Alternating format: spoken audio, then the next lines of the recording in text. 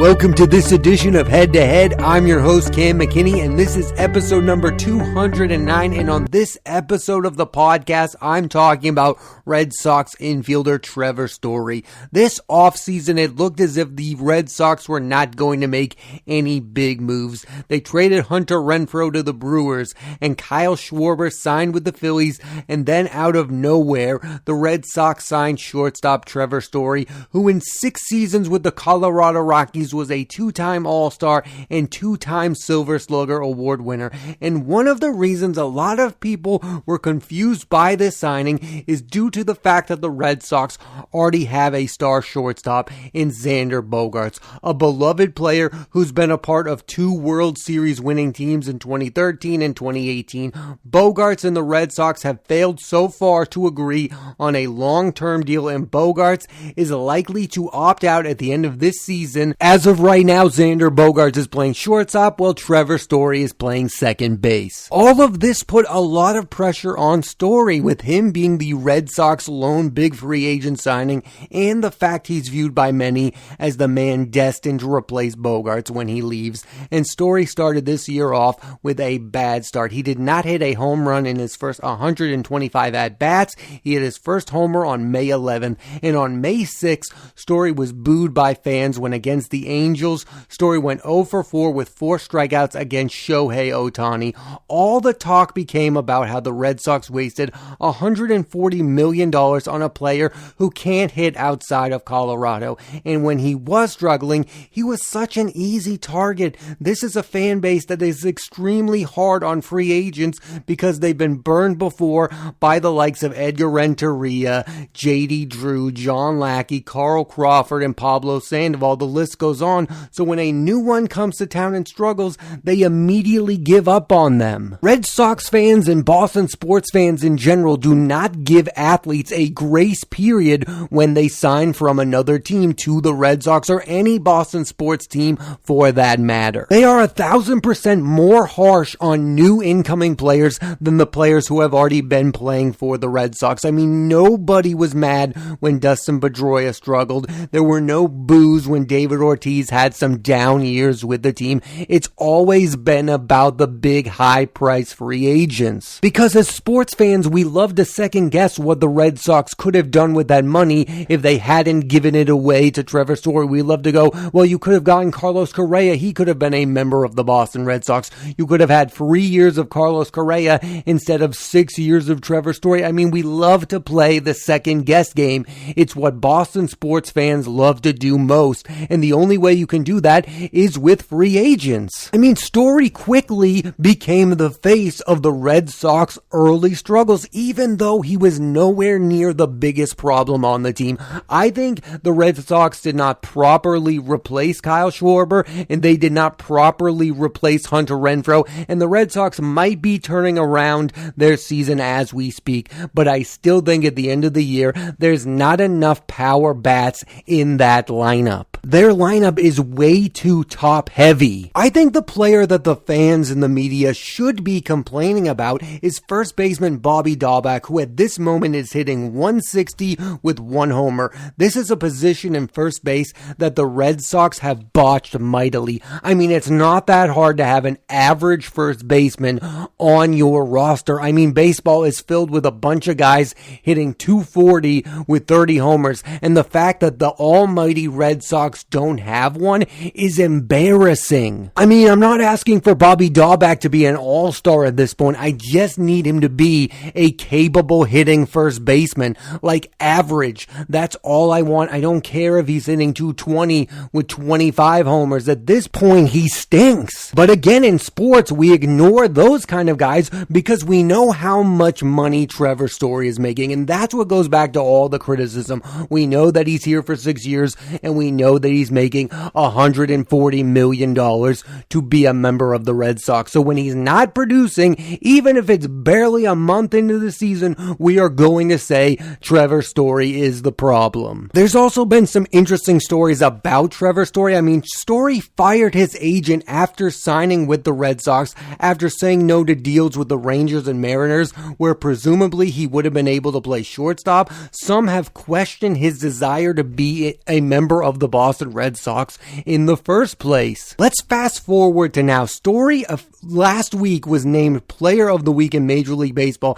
after hitting .360 with 6 homers, 14 RBIs. He had a monster series against the Seattle Mariners, hitting 5 home runs, 3 in one game, and a grand slam. The team also went 6-1, so now everyone is feeling good about Trevor Story and the team as a whole. Here are my thoughts on this. You should never talk about a struggling baseball player until the end of June. There are all-time great baseball players who routinely got off to bad starts. One that comes to mind is Yankees first baseman Mark Teixeira, who is one of the best switch hitters I've ever seen. He's one of the best hitters I've ever seen. He would routinely get off to really bad starts as a member of the Rangers, Yankees, and Angels. But at the end of the year, he would have a fantastic season, and he would be one of the better hitters in all of baseball. Major League Baseball is not like the other sports. You are not going to have a great season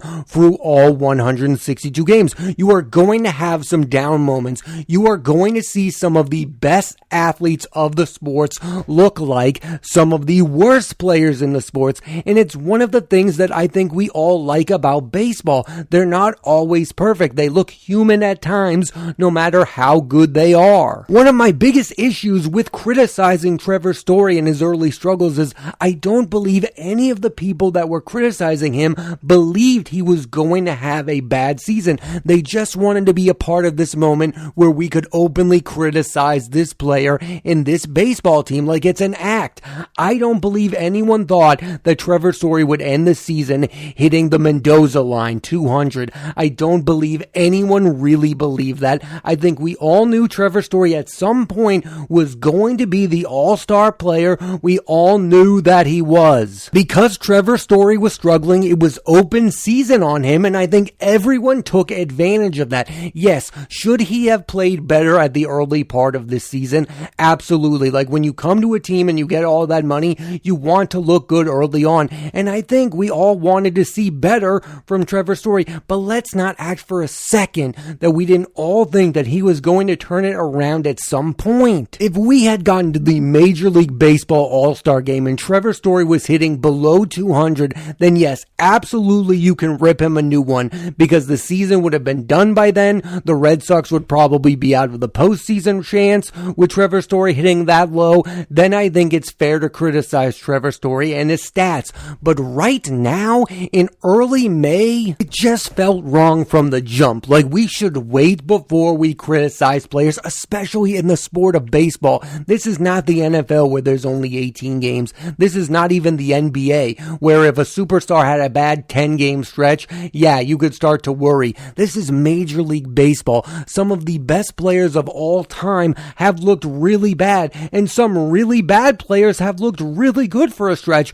Remember, at one point, Jackie Bradley Jr. had a 29-game hitting streak. At that moment, he looked like one of the best baseball players on the planet. Guess what happened? He never maintained that. He's never even been half as good since that hitting streak. That was not the real Jackie Bradley Jr. The same way that Trevor Story struggling this early on in the season is not the real Trevor Story. There is one thing I do agree with what fans and the media is saying. I mean, Trevor Story can have an amazing season with the Boston Red Sox, and I would still not feel good about him replacing Xander Bogaerts. Red Sox fans say all the time Mookie Betts did not want to remain a member of the Red Sox, and now you have Bogaerts, who is a superstar who wants to finish his career with the team. What I do agree with them is this: Bogaerts should not get like an 8-year deal. It should be more of a 6-year deal. My other point on Story is I find it weird when teams are willing to spend a lot on outside players when they can't sign their own stars. I mean, the Red Sox right there have Rafael Devers, a guy who is legitimately an MVP caliber player, and the Red Sox have yet to sign him to a long-term deal. It's like this, in baseball, as much as we love the big high-price free agents, the ones who usually end up winning World Series with teams are the homegrown talent. I mean, look at the Yankees of the 90s. They had Derek Jeter, they had Jorge Posada, they had Mariano Rivera, they had Andy Pettitte, they had Bernie Williams, all guys who were homegrown. The 2007 Red Sox had Jacoby Ellsbury, Dustin Pedroia, Kevin Youkilis, John Lester. And in Bogaerts' endeavors, you have two of the last remaining guys of that 2018 Red Sox team? Like, that is just so bizarre that all of these guys from that roster are leaving this team. Like, yes, we already lost Mookie Betts. JD Martinez is out the door. I mean, if you lose Bogaerts and Devers, you're going to be left with Chris Sale, who can never remain healthy. I mean, something about that just feels wrong as a Red Sox fan. And I think there's still a good chance they end up signing both Bogaerts and Devers. I just find it really weird that they aren't already signed yet. I mean, what are you waiting for? They both want to be here, seemingly. I want to talk about Bogaerts in particular because I think Bogaerts could not be playing this contract negotiation any better. He's putting all of the pressure on the team. He's playing at elite level. He helped recruit Trevor Story to the team. It's the exact opposite way that Nomar Garciaparra dealt with his contract dispute with the Red Sox in 2004. Nomar turned himself into the villain, while Bogaerts has made himself the good guy and the team villains, who will look cheap if they don't pay him. I mean, everyone is on the side of Xander Bogaerts. There will be outrage by the fans and the media if the Red Sox let go of Xander Bogaerts. No one will be on the team's side. And the difference between Bogaerts and Betts is that there was some murkiness as to whether or not Mookie Betts really wanted to be a member of the Boston Red Sox long term. There is no murkiness with Xander Bogaerts. He has spoken about how he wants to remain a member of the Red Sox. I think he's forcing the team's hand to overpay him, and I think that's what's going to end up happening. I think Xander Bogaerts is going to get like an 8-year, over $200 million deal to remain a member of the Red Sox because he played his hand perfectly. This is how all stars should deal with their upcoming free agency. Put all the pressure on the team. Get the fans on your side. That is what Xander Bogaerts has done, and he's done it to perfection. It's going to work out for him in the end. He's either going to get what he wants from the Red Sox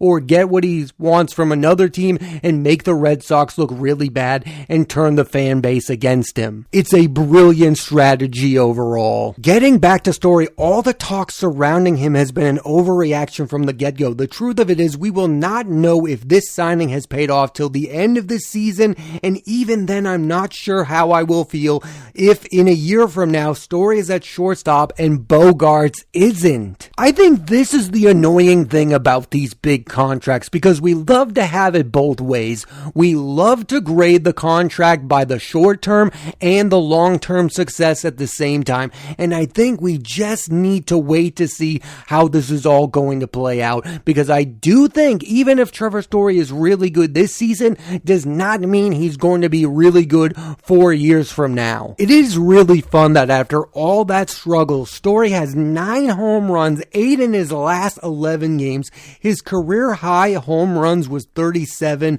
back in 2018. He's currently on pace for 36 home runs, which would be more than Bogaerts has ever had. I mean, Bogaerts' career high is 33. We've all become prisoners of the moment. A baseball player getting off to a rough start should never be talked about as much as we have with Trevor Story. He wasn't bad because of his start, and he's not great all of a sudden. He's a very good baseball player. Nothing has changed. What's interesting about Story is things like this only happen in big markets like Boston and New York because these fan bases care about sports and have been let down by major free agents in the past. It's good that Red Sox fans care, but I think in this case they took it too far, blaming Story for the team's bad start and acting like he'll never be good again. This backlash has always been more about Bogaerts than it has been about Trevor Story, and this hot week doesn't necessarily mean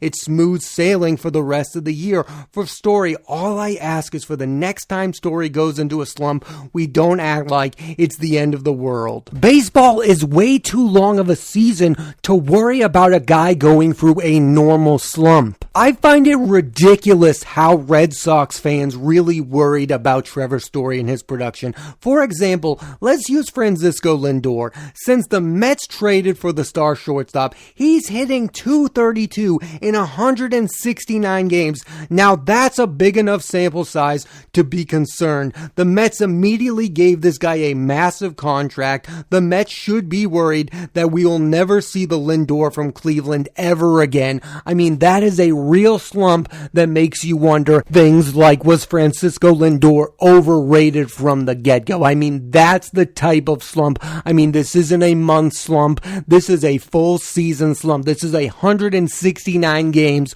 of Francisco Lindor being a below average major league shortstop for the New York Mets. I mean, they paid this guy tons of money to be the face of their franchise, and he has yet to be that. And if at the end of this contract, Francisco Lindor is a .230 hitter, this will look like one of the worst contracts in the history of Major League Baseball. That is something to be rightfully worried about if you are a fan of the New York Mets. And I watch the team. I really do like the Mets.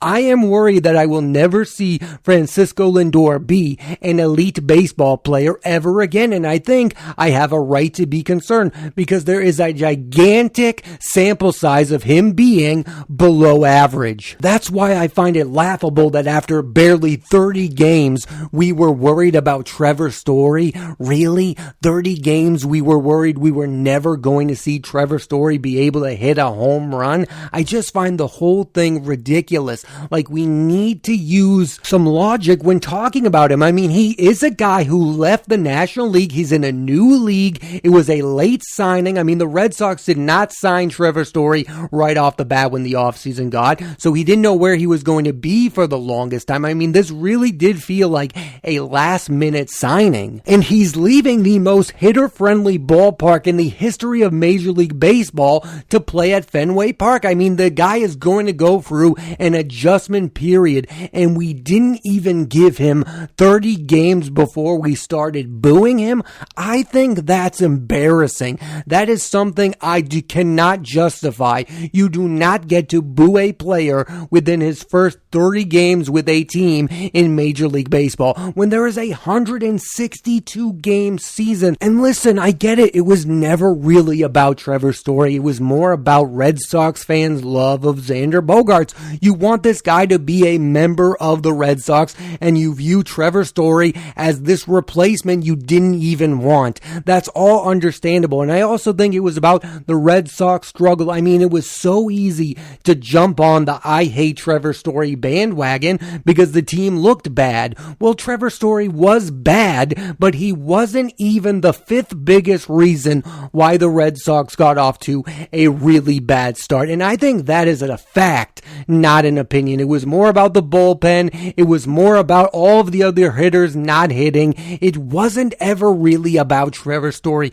And now the guy magically looks like an all-star again, and a lot of people look really silly for criticizing him in the first place. I want this Trevor Story experience to be a lesson for baseball people. Don't criticize a player until the all-star break when it comes to a high-price free agent. Let the guy have an adjustment period before we're booing him, before we're writing articles about how he's a bad player, about how we're writing about how he's never going to hit a fastball again. I mean, all of that was just pure nonsense. Now Trevor Story looks like an all-star, and again, we all look silly for talking about his early struggles. Trevor Story will struggle again at some point this season, and you won't be booing him, and you know why? Because it will be a regular type of slump, just like this one was. I found this whole thing to be insanely laughable from the start. Like, they made way too much of a big deal